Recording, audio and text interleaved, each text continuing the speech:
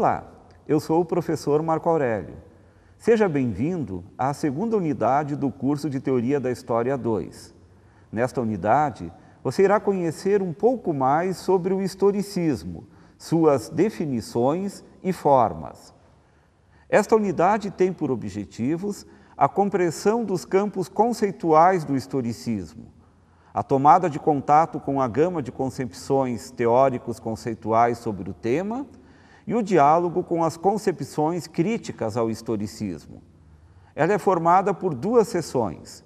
Na seção 1, chamada Em Busca de uma Definição do Historicismo, você irá conhecer a variedade de possibilidades de definições do termo e suas diversas abrangências.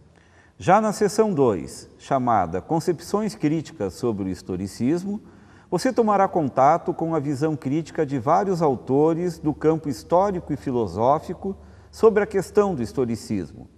O século XIX é considerado por muitos como o século da história.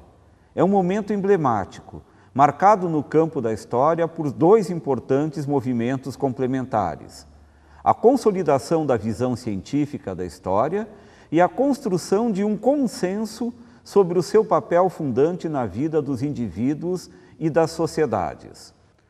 É o momento onde os historiadores clamam: tudo é histórico, tudo é história. É nesta conjuntura que surge o historicismo. Costuma-se compreender o historicismo de maneiras distintas.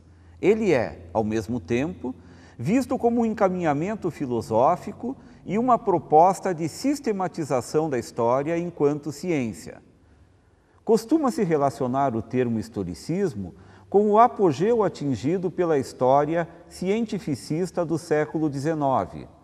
Esta história acreditava que, por uma correta interpretação do passado, poderia ser alcançada uma segurança sobre os acontecimentos do presente, podendo-se até neles interferir e corrigi-los. Esta interpretação não era exclusiva dos historiadores, mas também era assumida por economistas, juristas, filósofos, sociólogos e cientistas políticos. Até por isso, o historicismo é difícil de ser definido. Para alguns, ele é um método, para outros, uma visão de mundo. Embora seja de conceituação difícil, podem se revelar algumas características básicas presentes na maioria das concepções de historicismo. Os fenômenos sociais, culturais e políticos são essencialmente históricos e só podem ser compreendidos dentro da história ou em suas relações com o processo histórico. Há uma diferença essencial entre os fatos históricos, culturais e sociais e os fatos naturais. Assim, os saberes que estudam os fatos culturais são diferentes das ciências que estudam a natureza.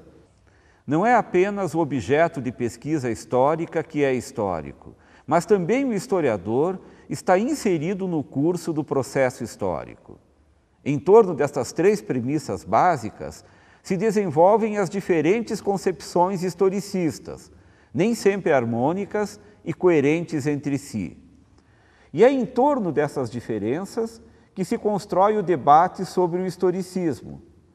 O termo historicismo surgiu por volta de 1811 em um trabalho de Carl Werner sobre Vico, significando ali o conjunto de posições que no século XVIII valorizavam o conhecimento histórico, em contraposição ao racionalismo ahistórico cartesiano.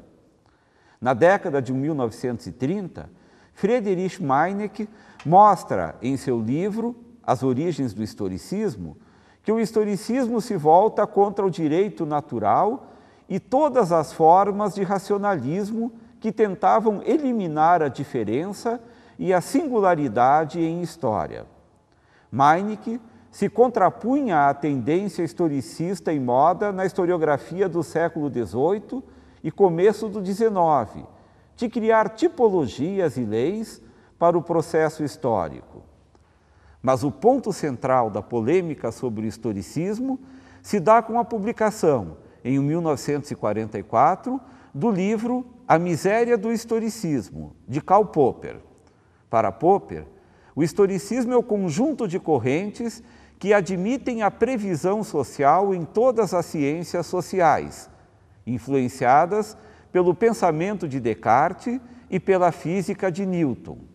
Sua crítica ao historicismo é centrada na questão da previsibilidade em história. Ele se levanta contra a filosofia material da história, como em Marx, e contra a tradição iluminista da história, como em Kant e Hegel. Há muitos autores que enfocam o historicismo, mas este breve apanhado deve motivá-lo a abordar com muito interesse o estudo desta unidade. Então, mãos à obra e bom estudo!